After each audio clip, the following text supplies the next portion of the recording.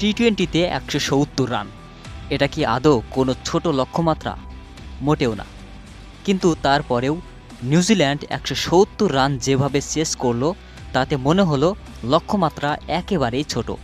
কারণ দক্ষিণ আফ্রিকার বিপক্ষে ১৭০ রানের লক্ষ্যমাত্রা নিউজিল্যান্ড মাত্র ১২ ওভার ৫ বলে ছুঁড়ে ফেলেছে, সেটাও আবার ৯ উইকেট হাতে রেখে। এখন কথা হচ্ছে, দক্ষিণ আফ্রিকা যদি ১৭০ রান না করে ২৫০ রান করত, তাহলেও কি দক্ষিণ আফ্রিকা জিততে পারত? উত্তর হলো কখনোই পারত না। কারণ নিউজিল্যান্ড যেভাবে ব্যাটিং করলো, তাতে লক্ষ্যমাত্রা ২৫০ রান হলেও খুব সহজেই সেই রান তাড়া করে তুলে ফেলত নিউজিল্যান্ড। কারণ দক্ষিণ আফ্রিকার কোনো বোলার বিন্দুমাত্র সফল হতে পারে নাই।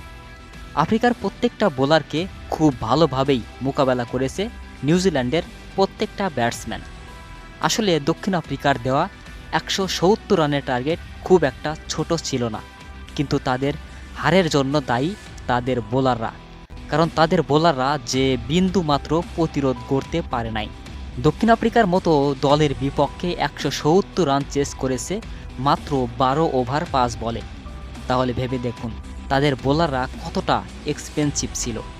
দর্শক, দক্ষিণ আফ্রিকার এই হারের জন্য কার দায় সবচেয়ে বেশি বলে মনে হয়, সেটা অবশ্যই কমেন্টে জানাবেন।